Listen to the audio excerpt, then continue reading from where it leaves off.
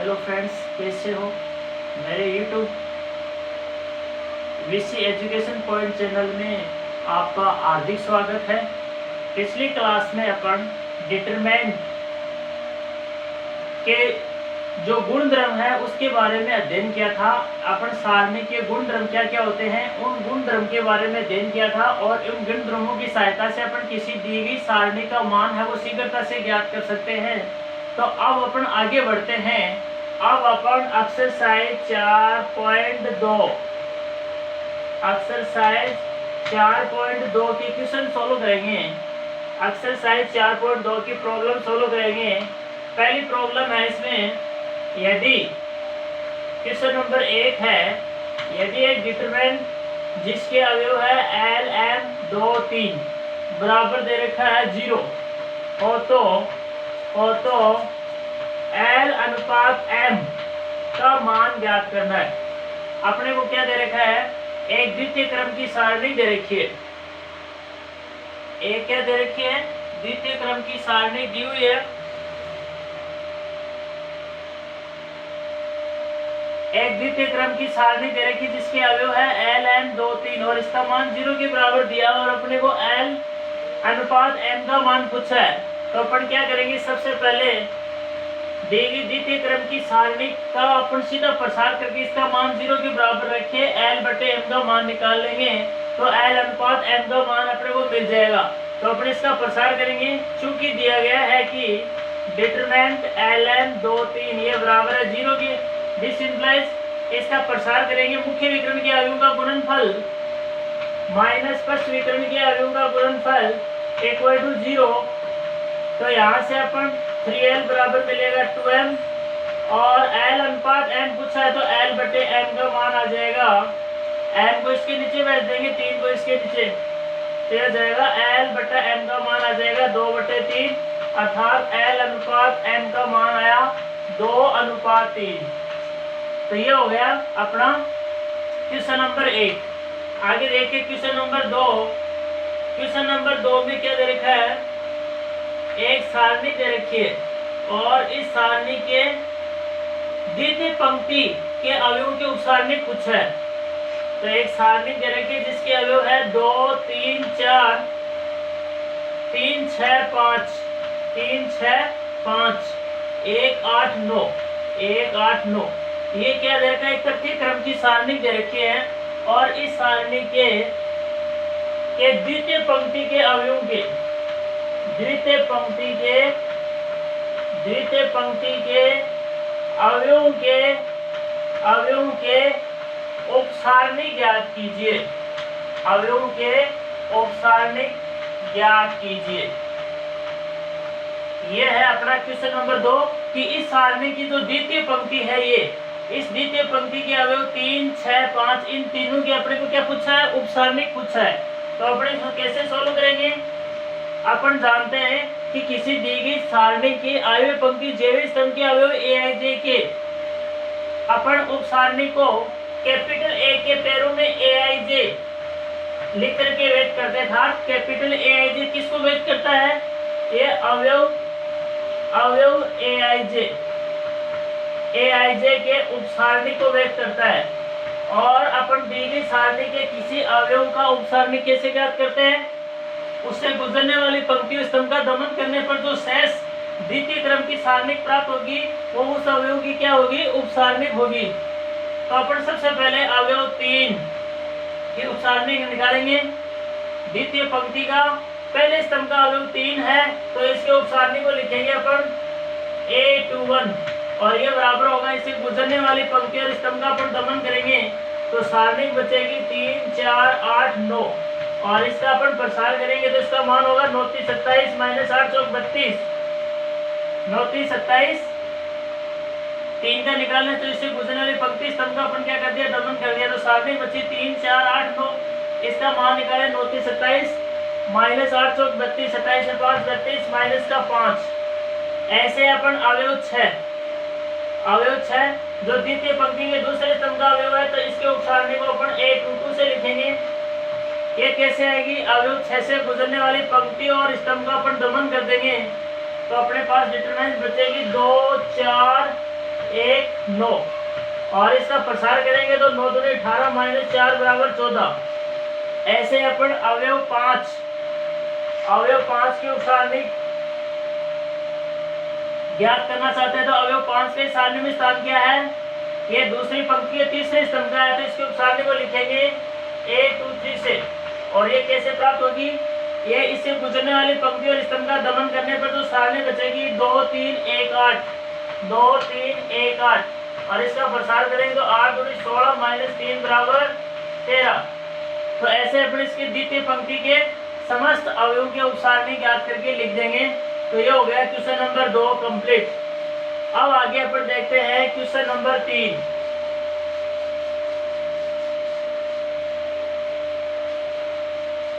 Question number 3 देखिए, इसमें question number 3 में क्या पूछा है, एक सारणी दे रखी है, इसका मान पूछा है। क्वेश्चन नंबर 3 इसमें अपने को एक तृतीय क्रम की सारणी दे रखी है जिसकी अवयव 13 16 19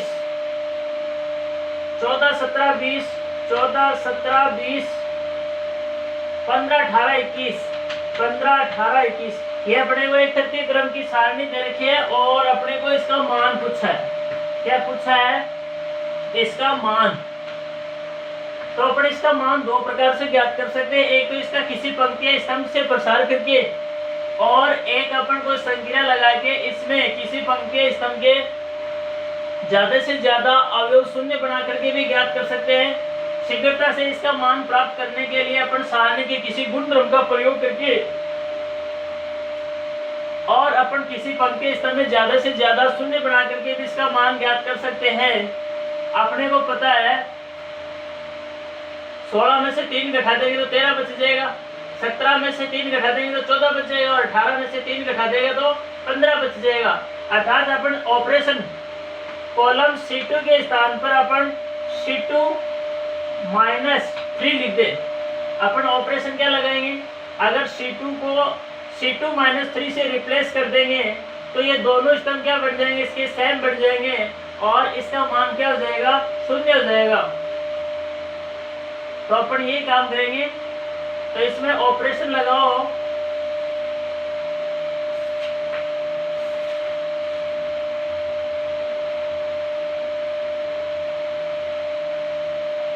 इसमें अपन क्या लगाएंगे, ऑपरेशन लगाएंगे, C2 को रिप्लेस करेंगे किससे, C2 -3 से।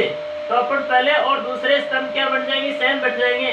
तो ये ऑपरेशन लगाएंगे तो 13 14 15 C2 की जगह लिखेंगे C2 -3 तो 13, 17 में से 3 गए 14 और 18 में से 3 गए 15। तीसरा कॉलम ऐसा ऐसा 19 20 21। अब देखो इसका फर्स्ट और सेकंड कॉलम जो है C1 और C2 ये दोनों क्या है, इसके सेम है, तो इसलिए इसका मान क्या हो जाएगा, 0। सारणी के गुणधर्म से चूंकि किसी सारणी के कोई दो स्तंभ या पंक्तियां समान हो तो उस सारणी का मान शून्य प्राप्त होता है। उस सारणी का मान शून्य होता है। ये अपन सारणी का गुणधर्म लगा दिया कि किसी भी सारणी की अगर कोई भी दो पंक्ति या कोई भी दो स्तंभ समान हो तो उसका मान क्या होता है, शून्य। तो इस सारणी का मान क्या हो जाएगा, शून्य। तो अगला देखिए क्वेश्चन नंबर 4। क्वेश्चन नंबर 4 में अपने क्या दे रखा है, यदि किसी सारणी के प्रथम व तृतीय स्तंभों को आपस में बदल दें तो सारणी के मान पर क्या प्रभाव पड़ेगा। अपन जानते हैं सारणी के गुणधर्म में पढ़ा था कि किसी दी गई सारणी की किन्हीं भी दो पंक्तियों या स्तंभों को आपस में बदल दिया जाए तो सारणी का संख्यात्मक मान तो वही रहता है परंतु उसका चिन्ह परिवर्तित हो जाता है। तो ये क्वेश्चन नंबर 4 भी अपना कंप्लीट। तो क्वेश्चन नंबर 5 देखिए आगे। क्वेश्चन नंबर 5 में अपने को सिद्ध करवा रहा है, सिद्ध कीजिए कि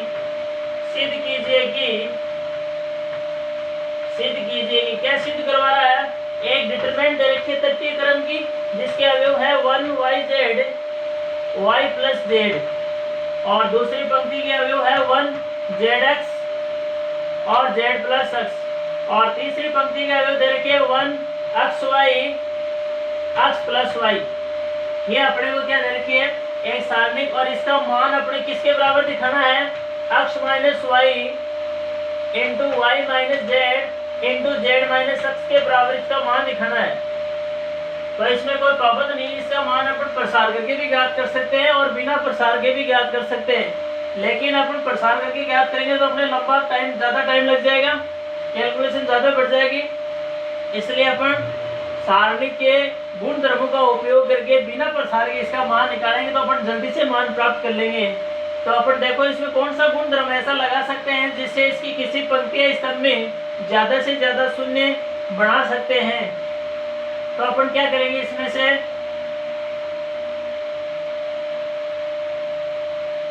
अपन एक काम करें, इसमें R1 की जगह रिप्लेस कर दे R1 माइनस R2 और R2 की रिप्लेस कर दे R2 माइनस R3।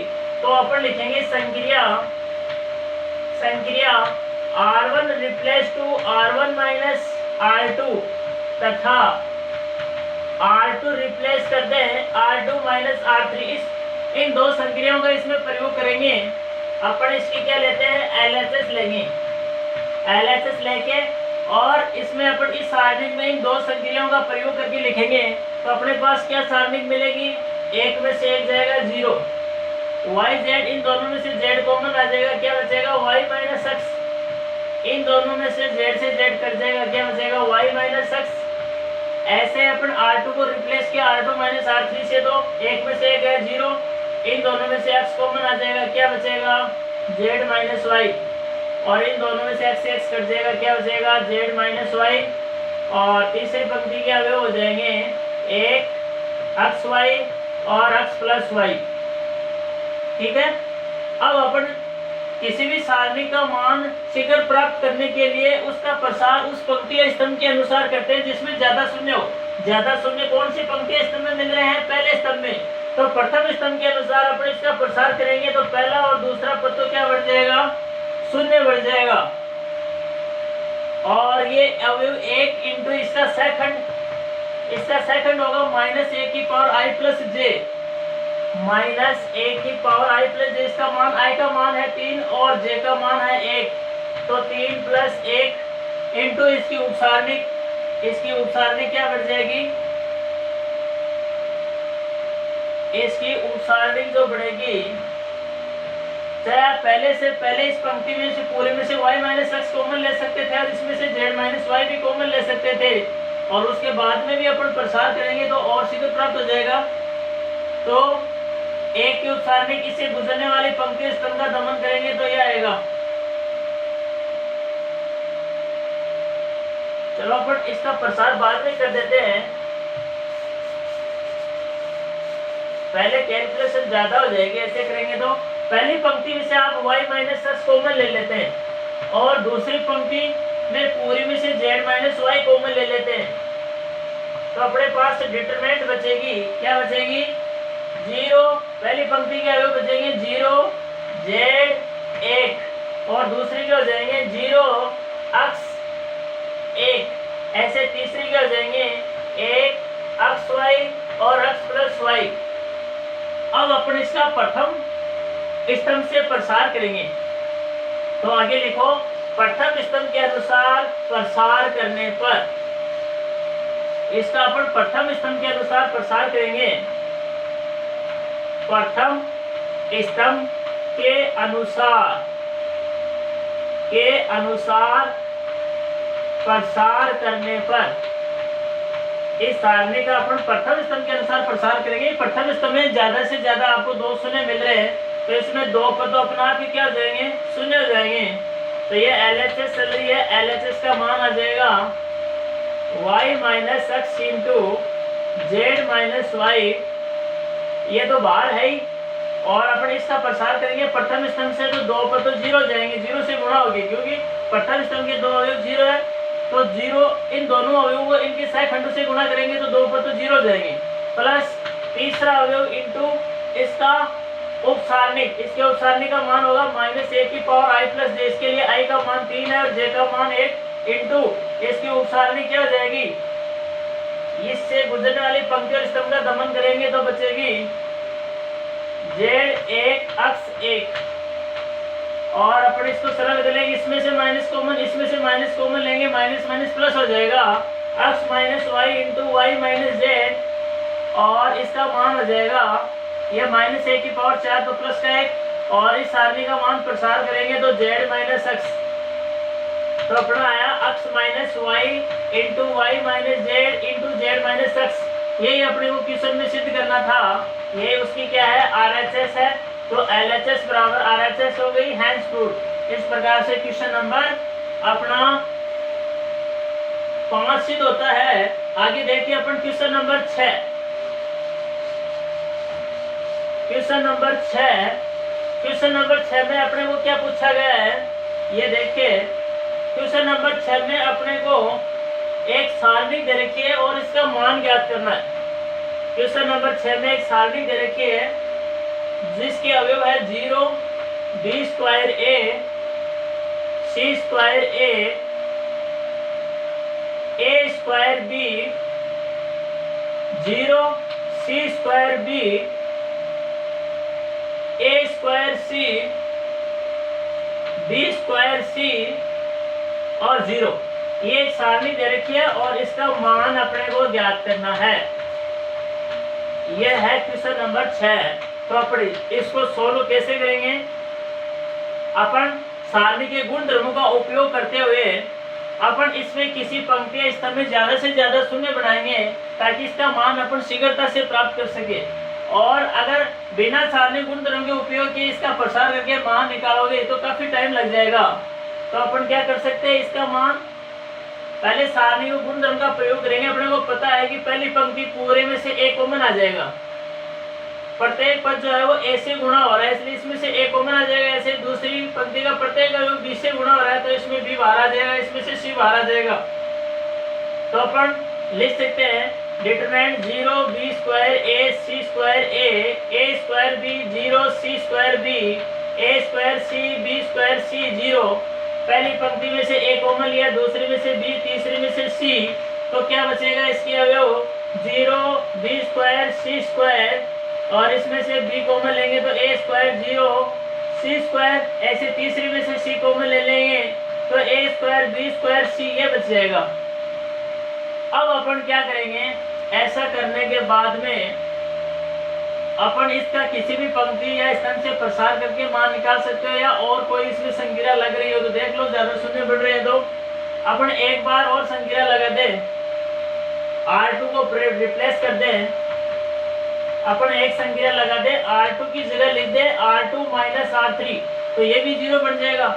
इस स्तंभ में 2 शून्य बढ़ जाएंगे और फिर अपन क्या कर देंगे, इसका प्रसार कर देंगे तो कैलकुलेशन और कम हो जाएगी, 0 b स्क्वायर c स्क्वायर, और यह हो जाएगा a स्क्वायर 0, सॉरी इस पर संख्या लगाएंगे, R2 को रिप्लेस किया R2 माइनस R3 तो 0, और यह हो गया माइनस का b स्क्वायर, और यह हो गया c स्क्वायर। ये तीसरी पंक्ति के अवयव ऐसे कैसे a स्क्वायर b स्क्वायर 0। अब अपन क्या कर सकते हैं, इसका प्रथम स्तंभ के अनुसार प्रसार करेंगे।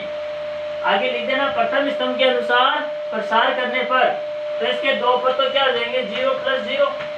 तीसरा पद अवयव a स्क्वायर इंटू प्रथम स्तंभ का तीसरा अवयव a स्क्वायर, इसको गुणा करेंगे इसके सहखंड से।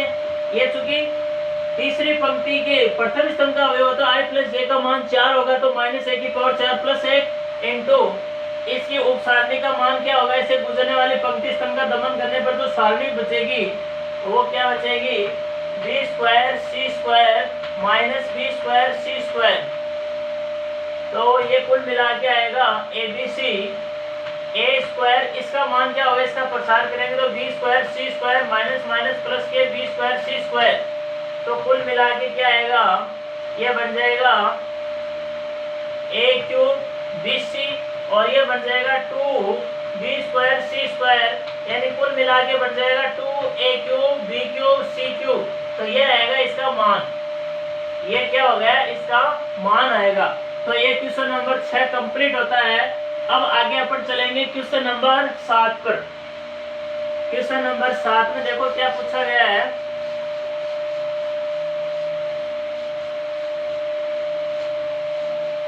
क्वेश्चन नंबर 7 में क्या कह रहा है, कि निम्न समीकरण को हल कीजिए। क्वेश्चन नंबर 7 में दे रखा है कि निम्न समीकरण को हल कीजिए। अपने को एक समीकरण दे रखी है और वो समीकरण एक सारणी के रूप में दे रखी है। एक तथ्य क्रम की सारणी बनाओ जिसके अवयव है x - 2, 2x - 3, 3x - 4, x - 4, 2x - 9, 3x - 16, x - 8, 2x - 27, 3x - 64। ये अपने को एक तृतीय क्रम की सारणी दे रखी है और इसका मान दे रखा है 0। तो अपने को इस समीकरण को हल करके इसका मान अपने को ज्ञात करना है। तो अपन ऐसे इसका प्रसार सीधे प्रसार करके इसका मान निकालोगे, इसको हल करोगे तो काफी टाइम लग जाएगा। तो अपन पहले क्या करते हैं, इसमें कोई ऐसी सारणी गुणधर्मों का प्रयोग करके अपने इस हिसाब से संख्या लगाएंगे ताकि इसकी किसी पंक्ति या स्तंभ में ज्यादा से ज्यादा अवयव क्या हो जाए, 0 प्राप्त हो जाए। तो यह आप देखो किस हिसाब से लगा सकते हैं। अगर अपन पंक्ति वाइज लगाएंगे तो चलेगा काम। इसको 2 से गुणा करके लिख दें 2x तो भी नहीं चलेगा, 3 से कर दें तो भी नहीं चलेगा। तो अपन एक काम करते हैं, इन दोनों को अपन जोड़ देते हैं।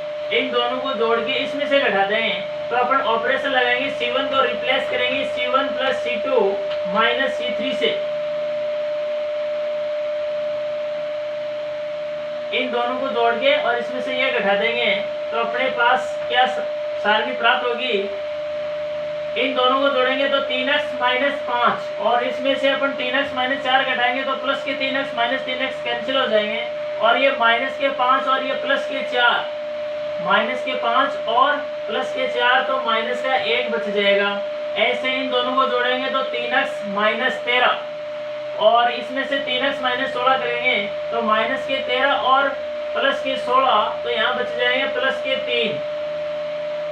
ऐसे ही अपन इन दोनों को जोड़ेंगे तो 3x - 27 और 8 35, 3x - 35 में से 3x - 64 घटाएंगे तो 3x से 3x कैंसिल हो जाएगा और यह जाएगा माइनस के 35 और प्लस के 64 और 64 में से आप 35 घटाओगे तो 14 में से 5 गए 9, 5 में से 3 गए 2, 29 बच जाएंगे।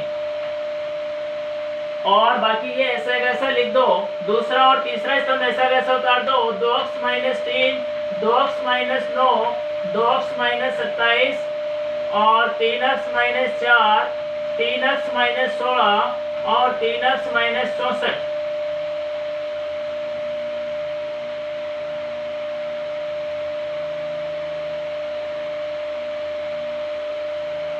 ये इक्वल टू दे रखा है 0। अब अपन क्या कर सकते हैं, इसमें एक 0 बना सकते हैं। अगर इसको 3 से गुणा करके इसमें जोड़ दें तो ये 0 बन जाएगा और तो कुछ होने वाला नहीं है जोड़ने से। अगर अपन माइनस कर दें तो फायदा हो सकता है क्या, माइनस से फायदा हो सकता है। ये 0 बन जाएगा। अपन एक काम करो, अपन संख्या लगाएंगे इसमें, संख्या कौन सी लगाएंगे, R1 को रिप्लेस करेंगे अपन 3 × R1। R1 को 3 से गुणा करके R2 में से जोड़ेंगे तो ये तो 0 बन जाएगा। ऐसे करो, आप घटा दो इसमें से, R1 को रिप्लेस करेंगे 3R1 - R2 से।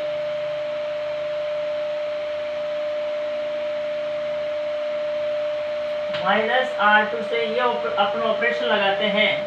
इस ऑपरेशन का प्रयोग करेंगे तो अपने पास सारणी क्या आती है, देखो R1 की जगह 3R1 - R2 लिखना है, यानी R1 को 3 से गुणा करके इसके प्रत्येक अवयव में दूसरी पंक्ति के संगत अवयव को घटाना है। तो -3 में से अपन 3 घटाएंगे तो जाएंगे -6 और ऐसे काम नहीं चलेगा। अपन आप एक काम करो, एक 0 बना सकते हो, R1 को रिप्लेस कर दो 3R1 + R2 से कर दो, ऐसे एक 0 बढ़ जाएगा अपने पास। यानी R1 को जगह है R1 को 3 से गुणा करके R2 में जोड़ेंगे तो 1 0 बन जाएगा, ये 0 बन गया। और ये कितना हो गया 4x माइनस के 12 और ये हो गए 6x और माइनस के 20। तो ऐसे ही ये बाकी का दूसरी तीसरी पंक्ति as it is 2x minus 9 3x minus 16 और 29 2x माइनस 27 और 3x माइनस 64 इक्वल टू 0। अब अपन क्या कर देंगे, इसका प्रथम स्तंभ के अनुसार प्रसार कर देंगे। तो आगे देखते हैं अपन प्रथम स्तंभ के अनुसार प्रसार करने पर इसका अपन प्रथम स्तंभ के अनुसार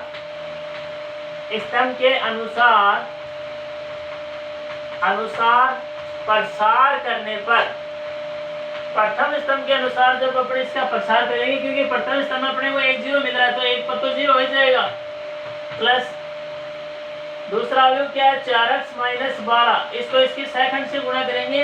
ये पहली पंक्ति के दूसरे स्तंभ का तो i प्लस j का मान हो गया 1 प्लस 2 3 और माइनस 1 की पावर 3 यानी माइनस, तो इसका मान होगा, इसका सेकंड होगा -1 इंटू इस अवयव की उपसारणी क्या होगी, इससे गुजरने वाली पंक्ति और अपन स्तंभ का दमन करेंगे तो अपने को मिलेगी इससे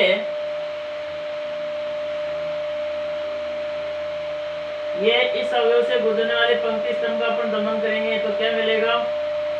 अपन थोड़ी सी कैलकुलेशन और कम कर सकते थे, ये अक्ष वाला लंबा काम हो रहा है थोड़ा सा, तो अपन एक काम और कर सकते हो इसमें,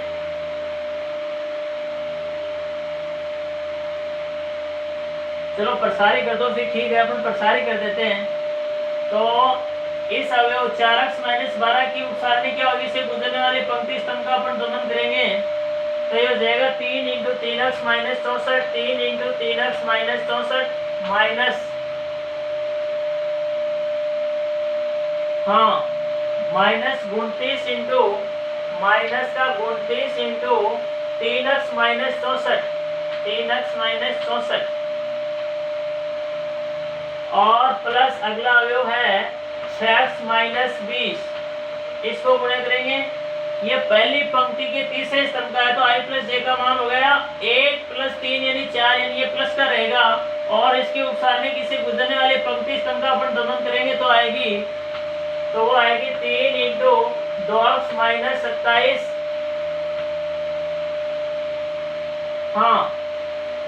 माइनस 29 इंटू 2x माइनस 9। तो अपन इसको ये बराबर चल रहा है शून्य के, इसको अपन सरल करके अपन x का मान निकाल लेंगे तो क्या आएगा, ये हो गया इसके बाहर तो हो गया 12 माइनस 4x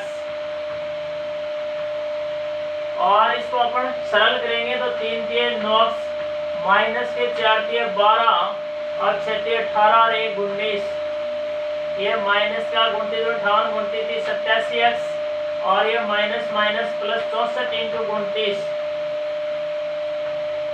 ऐसे अपन इसको सरल करेंगे तो 6x माइनस 20 और अंदर गुणा करेंगे 6x माइनस 27 81 और माइनस 29 58 और माइनस माइनस प्लस का 29 इंटू 9 इक्वल टू 0। अब अपन इसको क्या करेंगे, सरल करके अपन x का मान निकाल लेंगे तो ये हुआ क्वेश्चन नंबर 7। आगे अपन बात करेंगे क्वेश्चन नंबर 8 की।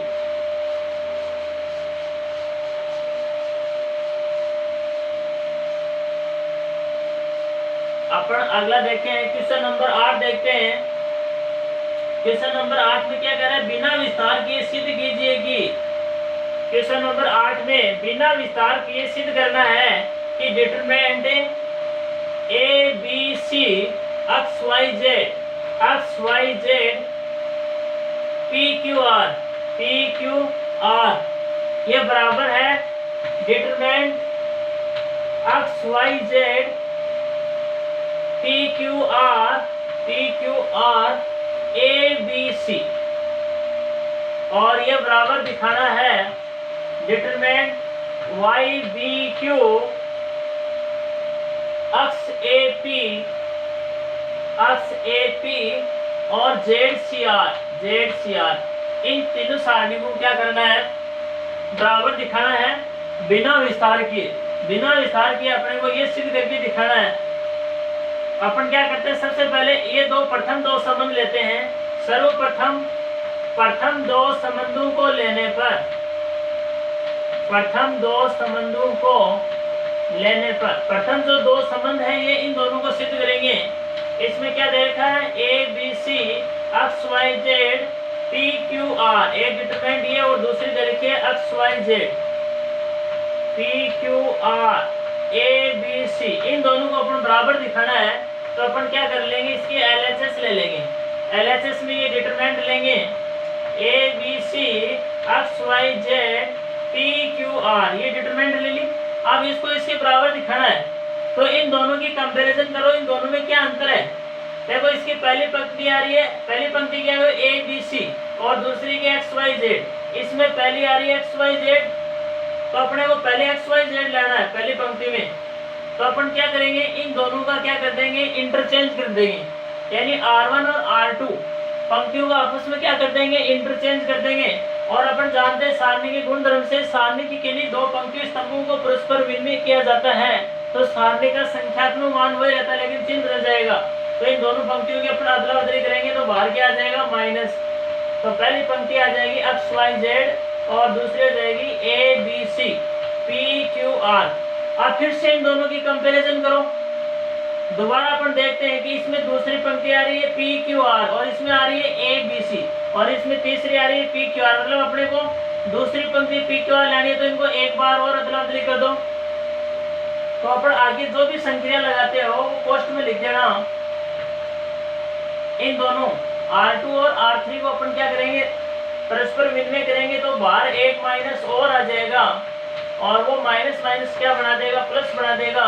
और पहली पंक्ति ऐसी कैसी एक्स वाई जेड, दूसरी इन दोनों का आदान प्रदान कर रहे हैं तो दूसरी हो जाएगी पी क्यू आर और तीसरी हो जाएगी ए बी सी। कौन कौन सी संक्रिया लगाई है वो पोस्ट में लिख देना। क्योंकि अपन एक संक्रिया तो लगाई है, सबसे पहले अपन R1 और R2 को परस्पर क्या किया है, विनिमय किया है। और उसके बाद में अपन R2 और R3 का क्या किया है, परस्पर विनिमय किया है। तो इससे अपने को ये माइनस माइनस प्लस बन जाएगा और अपने पास सामने आ जाएगा X Y Z P Q R A B C. तो ये हो गई इसकी RHS। तो अपन प्रथम दो संबंधों को लेके इन दोनों को बराबर दिखा दिया।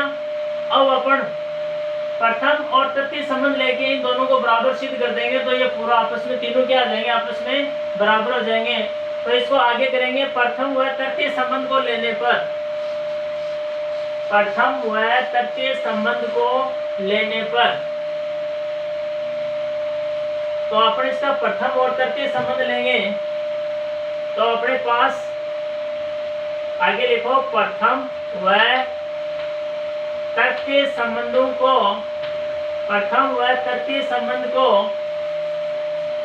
तृतीय संबंध को लेने पर, प्रथम व तृतीय संबंध को अपन लेंगे तो अपने पास क्या आएगा, एक डिटरमिनेंट आएगी ए जिसके अवयव है A B C X Y Z P Q R और ये बराबर है एक डिटरमिनेंट जिसके अवयव है Y B Q X A P Z C R. इन दोनों को अपन को क्या करना है, बराबर दिखाना है। तो अपन सबसे पहले इसकी LHS लेंगे और उसको RHS के बराबर दिखाएंगे। LHS में डिटरमिनेंट है A B C X Y Z P Q R. अब अपने को जो RHS लेनी है उस RHS में देखो क्या लेना है, RHS में जो डिटरमिनेंट लेनी है उस डिटरमिनेंट की इस डिटरमिनेंट से अपन कंपैरिजन करके देखेंगे। जो अपने को सिद्ध करना है उसके अकॉर्डिंग अपन क्या करते जाएंगे, इसमें संख्या लगाते जाएंगे। अपने को जो RHS सिद्ध करनी है उसमें जो सारणिक है, RHS की जो सारणिक है उसकी पहली पंक्ति क्या आ रही है, वाई बी क्यू। तो अपने को देखो बी कहाँ है, बी अपनी जगह है लेकिन पहले क्या लेना है, अपने को वाई लेना है। इसका मतलब अपने को पहले इन दोनों का इंटरचेंज करना पड़ेगा, यहाँ वाई जाएंगे फिर इनकी अदला बदली कर देंगे अपन। हाँ तो पहले अपन ऑपरेशन लगाएंगे इन C1 और C2 को आपस में क्या करेंगे, और फिर क्या लाना है अपने को, Q लाना है। तो ये Q है यहाँ, तो ये आ जाएगा। सबसे पहले अपन ऑपरेशन लगाएंगे कौन सी, कि R1 और R2 का परस्पर आदान प्रदान करते हैं। पहले R1 और R2 का आदान प्रदान करेंगे अपन। x तो अपनी जगह रहेगा, x तो अपनी जगह है, सिर्फ अपने को यहाँ क्या लेना है, a की जगह y लेना है। b हाँ b a। तो अपन इसमें क्या करेंगे, देखो ZCR, ये ZCR अपन जानते हैं किसी भी सारणी की समस्त पंक्तियों को स्तंभों में और स्तंभों को पंक्तियों बदलने पर सारणी के मान में कोई परिवर्तन नहीं आता है। तो सबसे पहले इसकी समस्त पंक्तियों को स्तंभों में और स्तंभों को पंक्तियों में बदल सकते हैं। तो इसको लिखेंगे, अपन लिख सकते हैं AXP, पहली पंक्ति को पहले स्तंभ को पहली पंक्ति बना दिया, दूसरे स्तंभ को दूसरी पंक्ति के रूप में लिखेंगे BYQ। ऐसे तीसरी पंक्ति को तीसरे स्तंभ को तीसरी पंक्ति के रूप में लिखेंगे तो क्या आएगा, CZR। अब देखो अपने को क्या लेना है, उस हिसाब से एडजस्ट कर लो। अपने को जो सिद्ध करना है उसमें पहले आ रहा है y, तो y लाने के लिए पहले इन दोनों का इंटरचेंज करेंगे, यानी R1 और R2 को अपन क्या कर देते हैं, रिप्लेस कर देते हैं। क्या कर देते हैं, रिप्लेस कर देते हैं। तो इससे अपने को सारणी आएगी BYQ AXP और CZR। अब अपने को देखो पहले स्तंभ का प्रथम पंक्ति पहले स्तंभ का y लाना है, तो इसका मतलब इनको आदान प्रदान से आ जाएगा। यहाँ B लाना है, यहाँ B लाना है, यहाँ y लाना है, और यहाँ x लाना है, यहाँ x लाना है, यहाँ a लाना है। तो इन दोनों का क्या कर दो, आदान प्रदान कर दो। तो अपन दोबारा ऑपरेशन लगाएंगे C1 if and only C2। C1 C2 को आपस में इंटरचेंज करेंगे तो अपने पास एक सारणी आएगी x y z a b c, और यह जाएगी p q r। हाँ Q अपन क्या लगाया है, इन दोनों का आदान प्रदान कराया है। सॉरी, इसमें लगाओ ये ऑपरेशन, ये नहीं आएगी। हाँ, इसके अपन C1 और C2 स्तंभों का आपस में आदान प्रदान करेंगे। पहले अपन R1 और R2, ये अपने को सारणी दे रखी थी, इसकी LHS तो ये थी। अब उसके बाद में अपन क्या किया, ABC AXP, अपन इसकी समस्त पंक्तियों को स्तंभों में और स्तंभों को पंक्तियों बदलने पर अपने पास ये सारणी आ गई। अब अपन इसके बाद में क्या कर रहे हैं, इसके बाद में अपन कर रहे हैं कि इन दोनों पंक्तियों का आपस में क्या कर दिया, आदान प्रदान कर दिया। तो बाहर क्या आ जाएगा, एक माइनस आ जाएगा। अब दोबारा अपन C1 और C2 स्तंभों का आदान प्रदान करेंगे तो एक माइनस और बाहर आ जाएगा, और वो माइनस माइनस क्या बना देगा, प्लस बना देगा। तो इसके C1 और C2 का अपन विनिमय करेंगे परस्पर, तो क्या आएगा, पहला कॉलम बन जाएगा YXZ, दूसरा BAC, और तीसरा बन जाएगा QPR। आप देख लो YXZ YAC और नहीं BAC, और तीसरा कॉलम है QPR। तो ये सेम बढ़ गई RHS। तो ये अपने LHS और RHS बराबर दिखा दी। इसका मतलब ये तीनों संबंध आपस में क्या है, बराबर होता है। हेंस प्रूव्ड, इस प्रकार से ये सिद्ध हो जाता है।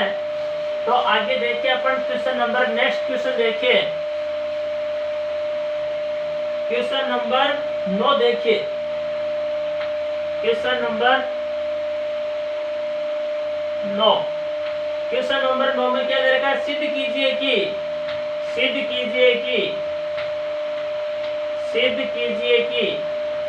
क्या सिद्ध करवाना है। एक सारणी दे रखी है B + C A + B A C + A B + C B A + B C + A और सी, इसका मान दिखाना है अपने को A Q plus B Q plus C Q minus 3abc के बराबर अपने इसको सिद्ध करना चाहते हैं।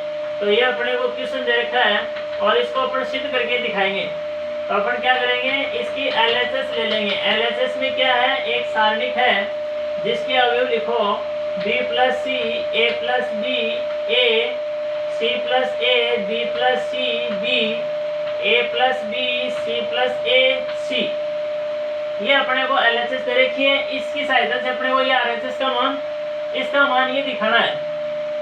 तो अपन क्या करेंगे, इस सारणी को अपन सरल करेंगे और इसका मान निकालेंगे। कैसे निकालेंगे, इसमें अपन सारणी के गुणधर्म का प्रयोग करके सबसे पहले अपन ज्यादा से ज्यादा किसी पंक्ति या स्तंभ में शून्य बनाने की कोशिश करेंगे। अपने को पता है कि C1 और C2 को जोड़ दें तो a plus B plus C, और यहाँ से a plus B plus C, और यहाँ से a प्लस बी, यानी संक्रिया। पहली संक्रिया अपन लगाएंगे कौन सी, कि C1 को रिप्लेस कर देंगे C1 प्लस C2। C1 के स्थान पर लिखेंगे C1 प्लस C2। तो पहले स्तंभ का प्रत्येक अवयव क्या बन जाएगा, a plus B plus C. तो उसमें से a plus B plus C common आ जाएगा और अपनी कैलकुलेशन क्या हो जाएगी, कम हो जाएगी। तो ये लगाएंगे तो बढ़ जाएगा a plus B plus C, A plus B A plus B plus C, और ये बढ़ जाएगा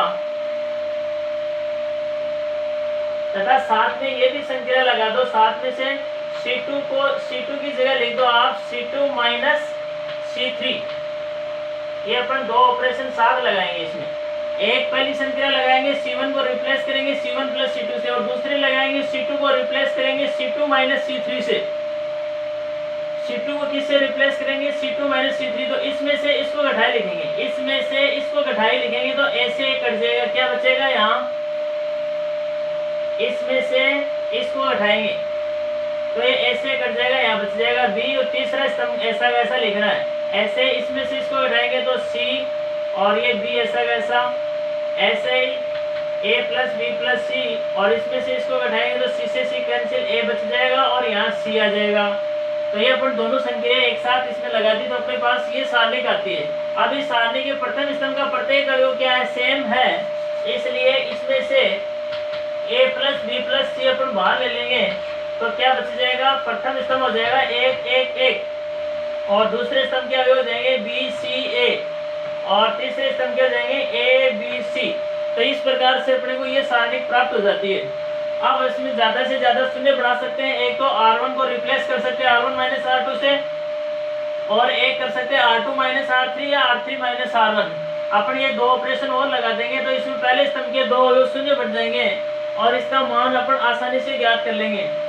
तो अपन दो ऑपरेशन लगाएंगे, a plus B plus C तो बाहर है ही, दोनों संक्रिया साथ लगाएंगे। R1 replace R1 minus R2 और R2 replace R2 minus R3 दोनों लगाएंगे तो एक में से एक है 0, यह हो जाएगा B माइनस सी, और यह हो जाएगा A माइनस बी, यह हो जाएगा 0, यह हो जाएगा C माइनस A, और यह बन जाएगा B माइनस सी।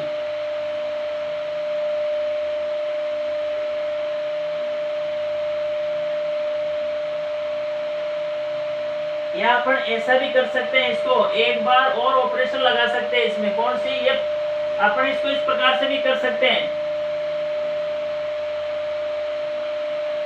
इसमें अपन दोबारा ये संक्रिया, एक नई संक्रिया भी लगा सकते हैं। अपन स्तंभ वाइज भी संक्रिया लगा सकते हैं। C1 को रिप्लेस कर सकते हैं C1 plus C2 plus C3 से। तो उस स्थिति में भी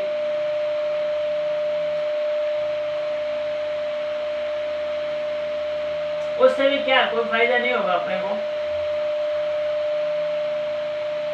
चलो अपन C2 के स्थान पर लगा देते हैं, C2 को रिप्लेस कर देते हैं C1 plus C2 plus C3 से। तो अपने पास डिटरमिनेंट क्या आएगी, ये LHS का मान आएगा a plus B plus C into, ये सारणी किस रूप में परिवर्तित हो जाएगी, पहला स्तंभ तो ऐसा वैसा, C2 की जगह लिख रहे हैं C1 plus C2 plus C3 को जोड़ के, तो ये बन जाएगा 1 प्लस a प्लस बी। इससे तो कोई फायदा नहीं होगा, अपन ऐसे कर देंगे। फिर इसमें दो शून्य बढ़ा लो इस पहले स्तंभ में, यानी a plus B plus C तो बाहर है ही, पहले अपन R1 माइनस R2 संख्या लगाएंगे और उसके बाद में R2 माइनस R3 लगाएंगे, तो क्या बचेगा 0 B minus C A minus B, और यह जाएगा 0 C minus A B minus C 1 A C। तो इसका मान आएगा A plus B plus C। पहले स्तंभ में 2 शून्य बढ़ गए, इसलिए प्रथम स्तंभ के अनुसार अपन इसका प्रसार करेंगे, तो 2 पर तो 0 जाएंगे, 0 प्लस और 1 इंटू इसकी उपसारणिक ये माइनस ये, यानी यह हो जाएगा इसका मान b माइनस सी का होल स्क्वायर माइनस सी माइनस ए इंटू ए माइनस बी तो ये आ जाएगा इसका मान। और अपन इसको आगे सोल्व करेंगे, तो देखते हैं इसका मान क्या आता है। इसको अपन और आगे सोल्व करेंगे, तो अपनी LHS चल रही है, LHS बराबर आ रही है a प्लस बी प्लस सी। ये या बाहर था, यहाँ तक अपने इसको सोल्व कर लिया था, अब इसके अंदर सोल्व करेंगे इसको। तो ये देखो b माइनस सी का होल स्क्वायर खोलेंगे तो b square plus C square plus ये अपना है b प्लस सी का होल स्क्वायर, तो ये b माइनस सी का होल स्क्वायर में माइनस 2bc आएगा, सॉरी b माइनस सी का होल स्क्वायर खोला था तो क्या आएगा b square plus C square minus 2bc, और ये यहाँ से माइनस माइनस प्लस के bc हो जाएगा, तो माइनस 2bc और प्लस का bc, तो माइनस का bc बच जाएगा और माइनस का ac और माइनस का ab, ये मान आएगा। अब इसको अपन थोड़ा सही क्रम में व्यवस्थित करके लिखें, तो a plus B plus C into A square plus B square plus C square minus A B minus B C minus A C, ये किसका मान होता है, ये A cube plus B cube plus C cube minus 3abc के factor होते हैं, और ये क्या है अपनी RHS। इस प्रकार से अपना क्वेश्चन नंबर 9 सोल्व हो जाता है। आज के लिए इतना देखेंगे, बाकी कल अगली नेक्स्ट क्लास में सोल्व करेंगे। वीडियो आपको अच्छा लगे तो लाइक सब्सक्राइब करें। धन्यवाद।